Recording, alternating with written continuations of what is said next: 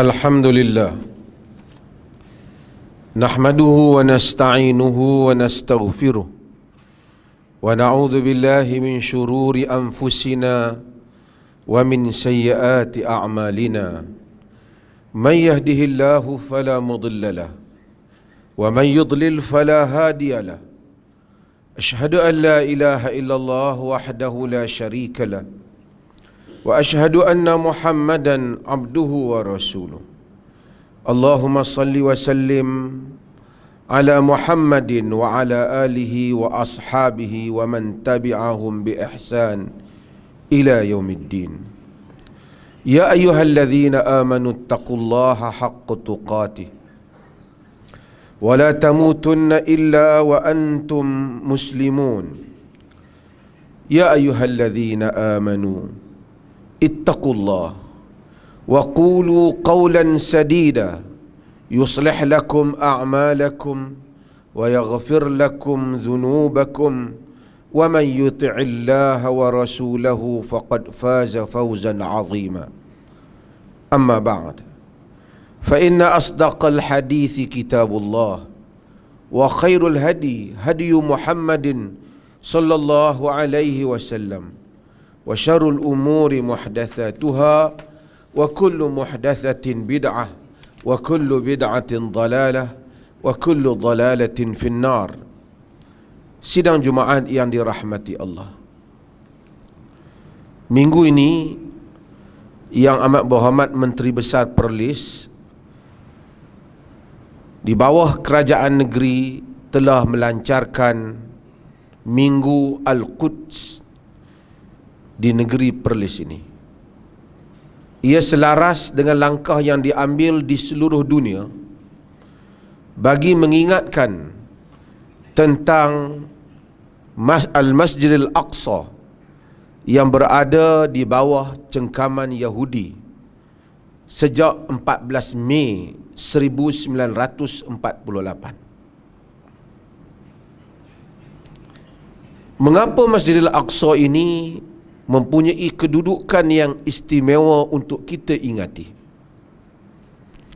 Ia bukan sekadar isu 6 juta rakyat Palestin yang sekarang ini dicengkam oleh rejim Zionis Yahudi, tetapi isunya itu lebih besar daripada perkara tersebut. Masjidil Aqsa berada di dalam perasaan orang Islam sejak Allah Subhanahu wa taala menurunkan firman-Nya di dalam suratul Isra ayat yang pertama, Subhanalladzi asra bi'abdihi lailan minal masjidil harami ilal masjidil aqsa alladzi barakna hawla linuriyahu min ayatina innahu huwas sami'ul basir. Maha suci Tuhan yang telah menjalankan hamba-Nya pada waktu malam daripada Masjidil Haram ke Masjidil Aqsa, yang kami, yakni Allah, berkati sekelilingnya, linuriyahu min ayatina, untuk kami menunjukkan kepadanya, yakni hamba kami Muhammad, ayat-ayat tanda-tanda kebesaran kami. Innahu huwas sami'ul basir, sesungguhnya Allah itu Sami', As-Sami', Maha mendengar dan Maha melihat. Al-Masjidil Aqsa merupakan sebutan bagi peristiwa Al-Isra' dan Al-Mi'raj. Walaupun para ulama berbeza pendapat bilakah peristiwa Isra' dan Mi'raj, kerana tidak ada catatan yang boleh dipegang tentang tarikh Isra' dan Mi'raj dari segi report atau laporan sejarah. Tetapi kita hendaklah meyakini peristiwa Isra' dan Mi'raj itu telah berlaku, walaupun tarikhnya terlepas untuk dicatatkan secara sanad yang sahih, tetapi ia telah dirakamkan kewujudannya di dalam Al-Quran dan disebut di dalam sunnah Nabi sallallahu alaihi wasallam. Peristiwa Mi'raj disebut di dalam Al-Quran. Peristiwa Isra disebut dalam Al-Quran. Peristiwa Mi'raj disebut di dalam sunnah Nabi sallallahu alaihi wasallam. Isra ialah perjalanan daripada Masjidil Haram ke Masjidil Aqsa. Mi'raj ialah daripada Masjidil Aqsa Nabi naik ke Sidratul Muntaha. Sebelum cerita Israel menguasai Palestin, sebelum daripada segala-galanya, orang Islam telah menjadikan Al-Aqsa sebagai kiblat yang pertama, sebelum berubah kepada Al-Masjidil Haram. Al-Quran menyebut tentang Al-Masjidil Aqsa, maka orang Islam mengingati Masjidil Aqsa.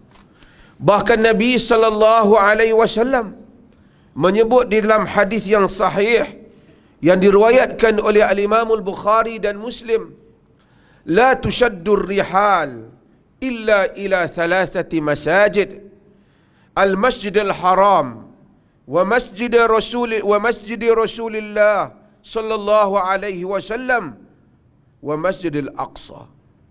Jangan kamu bersungguh-sungguh untuk melakukan kembara, berpermusafiran, melainkan kepada 3 masjid. Masjidil Haram, Masjid Rasulillah, Masjidil Rasul, Masjid Nabi, dan Masjidil Aqsa. Rasulullah sallallahu alaihi wasallam wafat. Masjidil Aqsa tidak berada di tangan orang Islam.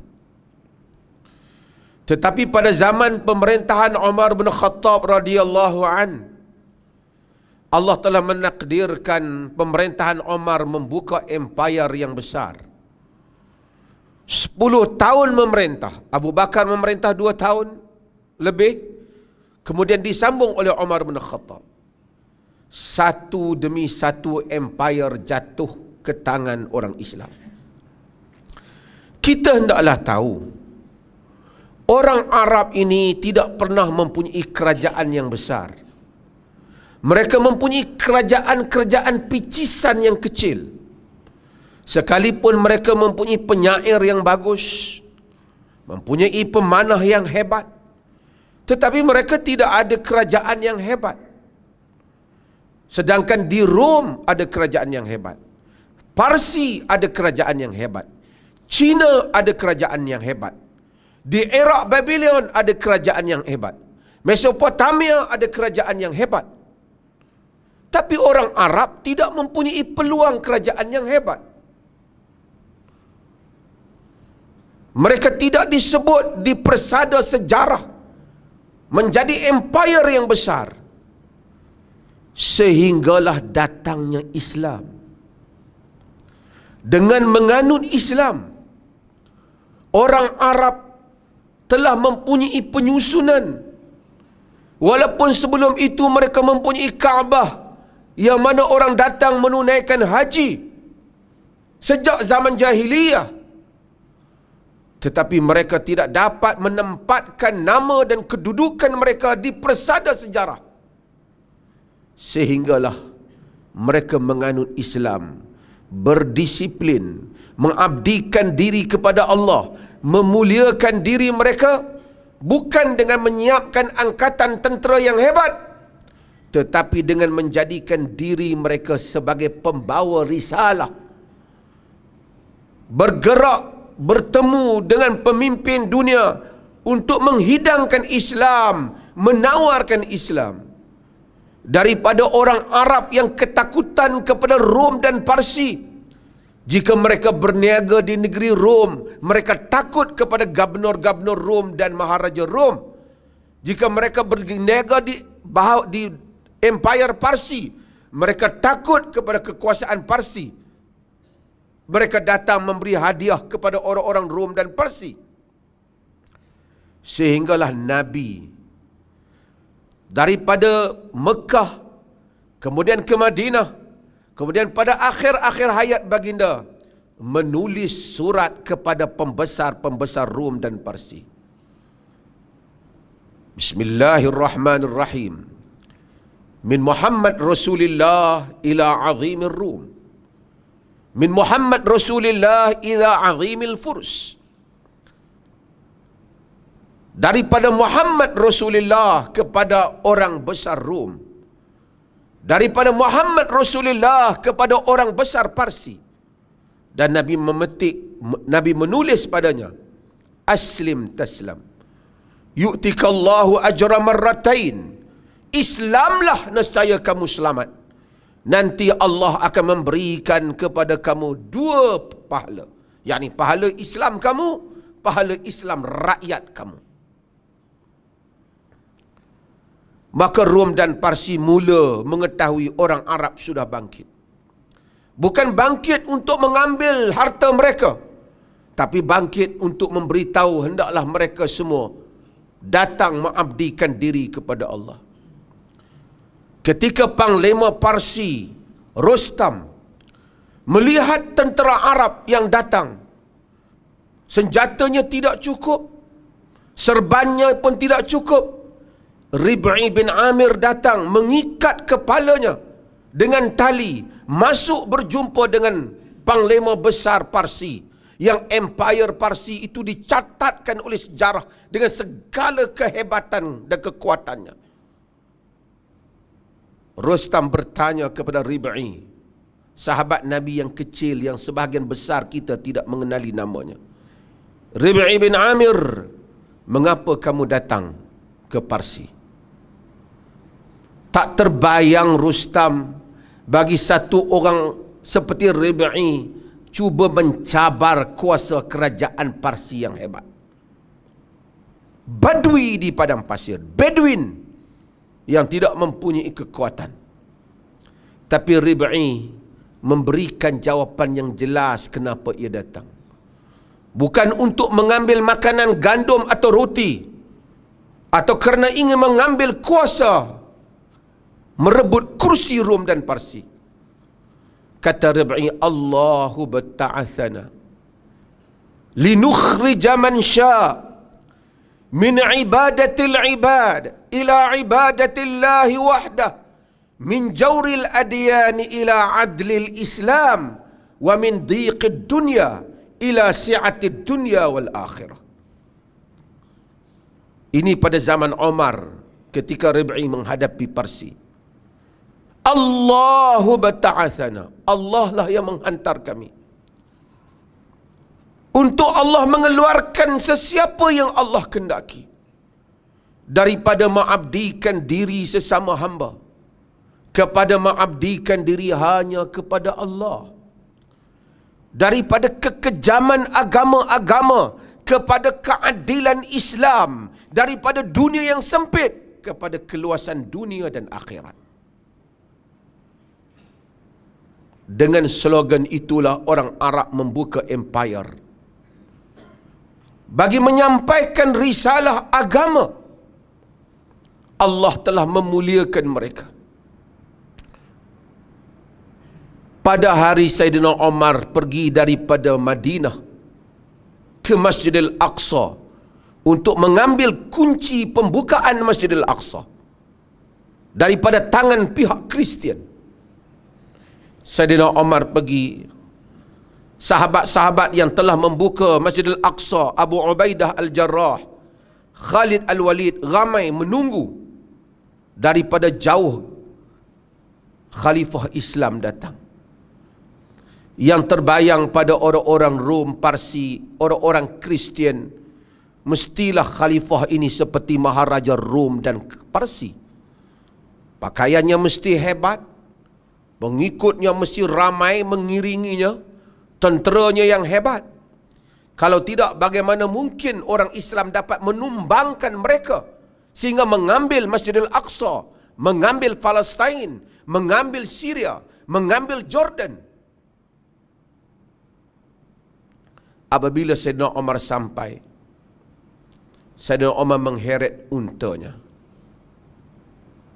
Di samping dia mencabut khufnya dan diletakkan di bahunya. Abu Ubaidah, sahabat Nabi, menegur Khalifah, wahai Amirul Mukminin. Tak patut Amirul Mukminin berkeadaan begini, kerana orang sedang menunggu dan melihat kehebatan khalifah. Mereka ingin memuliakan khalifah untuk membuka Masjidil Aqsa. Kata Umar bin Khattab, wahai Abu Ubaidah, aku sangka perkataan seperti ini bukan datang daripada mulutmu. Patutnya orang lain yang cakap begini.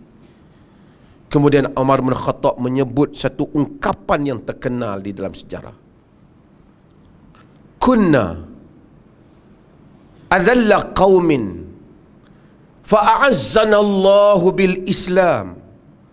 Famahma natlubul izzata bighairi ma a'azzana Allahu bihi azallana Allah.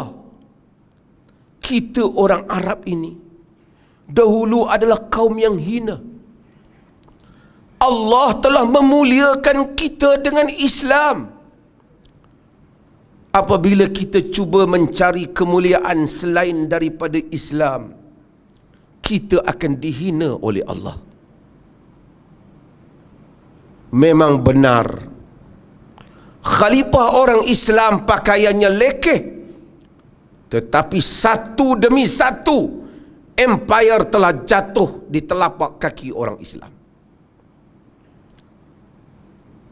Dan Islam telah memberikan keadilan kepada manusia. Tidak untuk menjatuhkan khalifah, tidak untuk menjatuhkan maharaja. Surat Nabi jelas, Islam nescaya kamu selamat. Aku tak merampas jawatan kamu. Sehingga orang Arab menjadi bangsa yang membina tamadun, sehingga Islam tersebar ke Eropah. Ada universiti yang besar, perpustakaan yang besar, khutubkhanah yang besar, kemajuan sains dan teknologi hasil daripada ilmu yang mereka gali, peradaban yang memberikan manfaat kepada manusia. Tetapi apabila orang Arab cuba mencari kemuliaan selain daripada Islam, dengan kemuliaan yang lain, Al-Aqsa, satu demi satu bumi telah jatuh dari tangan mereka. Akhirnya Al-Aqsa jatuh. 70,000 orang Islam telah disembelih di sekedar Masjid Al-Aqsa oleh tentera salib Kristian. Tidak dapat dibuka Al-Aqsa dengan segala pasukan tentera yang ada. Sehinggalah datangnya pemimpin yang saleh, Salahuddin Al-Ayyubi, yang membuka kembali Al-Aqsa.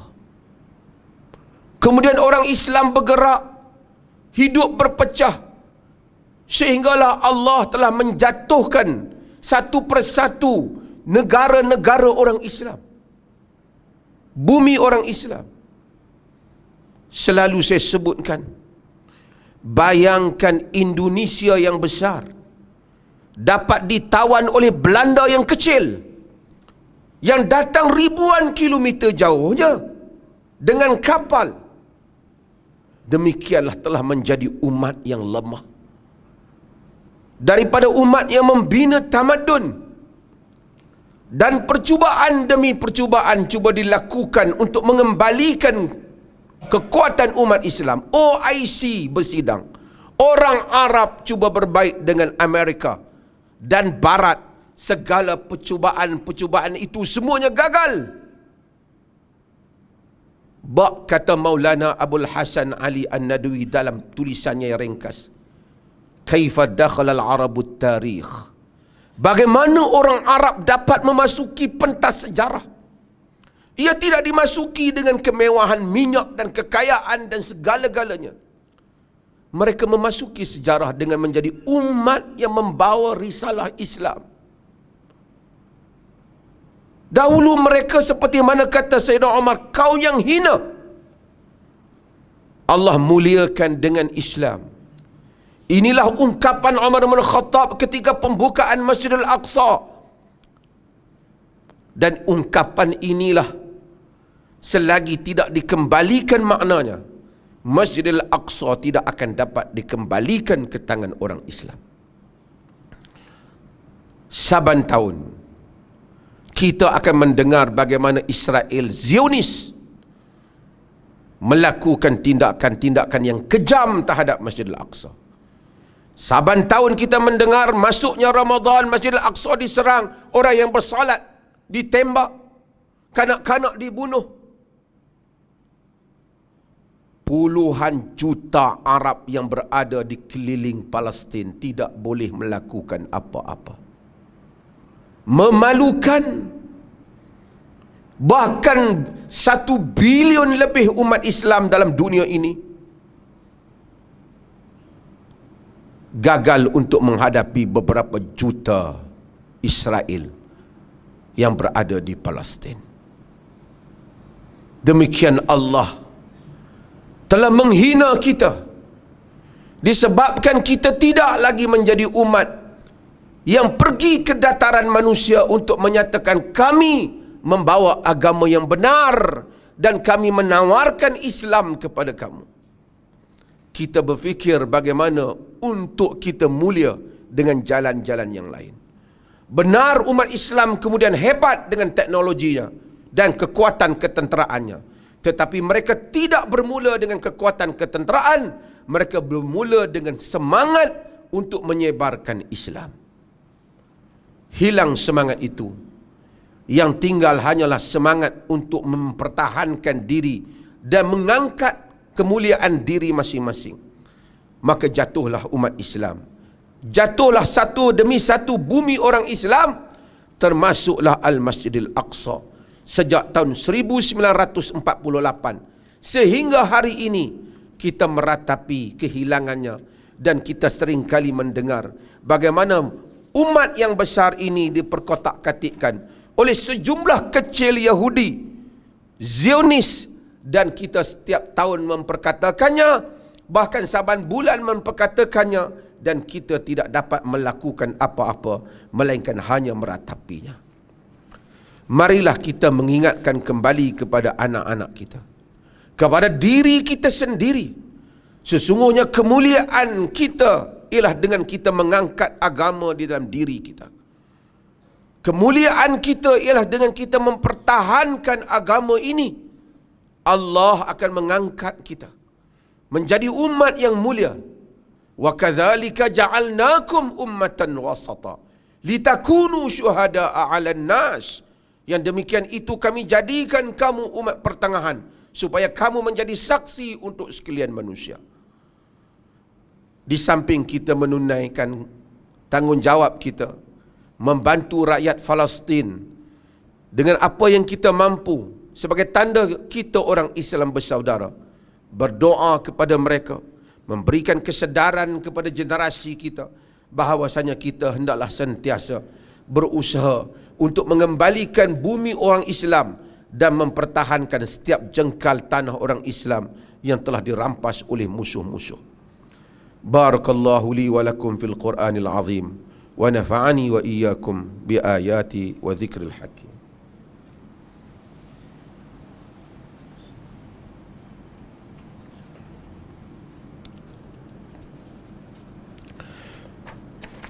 Alhamdulillahilladzi anzala ala 'abdihi al-kitaba wa lam yaj'al lahu 'iwaja.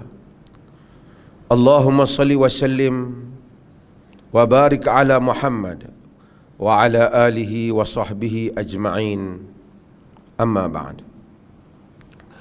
Fa ya ayyuhal ikhwatul muslimun, ittaqullaha haqqa tuqatih wa la tamutunna illa wa antum muslimun. Qaf. Wal Qur'anil Majid, bal ajibu an ja'ahum munzirun minhum faqala al-kafirun hadha shay'un 'ajib. أإذا متنا وكنا ترابا ذلك رجع بعيد قد علمنا ما تنقص الأرض منهم وعندنا كتاب حفيظ بل كذبوا بالحق لما جاءهم فهم في أمر مريج. Sidang Jumaat yang dirahmati Allah, apabila kita menyebut tentang Mi'raj Ia mengingatkan kita tentang tanggungjawab yang paling utama di dalam agama, iaitulah salat. Kebanyakan yang datang Jumaat ni memang dah salat. Pun kita hendaklah pastikan kita benar-benar menunaikan salat 5 waktu. Ada orang Jumaat dia datang, Zuhur, subuh dia terlepas. Solat merupakan tanggungjawab yang paling besar. Kalau tersangkut solat, tersangkut seluruh amalan yang lain di akhirat kelak. Ada orang dia solat, bapa dia solat, anak dia tak solat, tak semayang di rumah, dan dia menganggap itu ringan. Sebesar-besar dosa dalam agama ini ialah dosa meninggalkan salat. Kita buat apa pun kebaikan, tapi kalau kita meninggalkan salat, kita tidak akan terlepas di akhirat kelak. Kerana Allah telah memfardukan cara untuk kita berhubung dengannya melalui salat. Bagilah kesedaran pada anak-anak kita, isteri kita, orang-orang di bawah kita, supaya jangan tinggalkan salat. Kita sendiri pastikan jangan tinggalkan salat. Manusia yang tinggalkan salat ini resah. Manusia yang menunaikan salat dengan cara yang betul, memahami salat seperti mana yang diajar oleh Nabi, akan hidup dalam keadaan yang bahagia dan tahu ke arah tujuan hidupnya.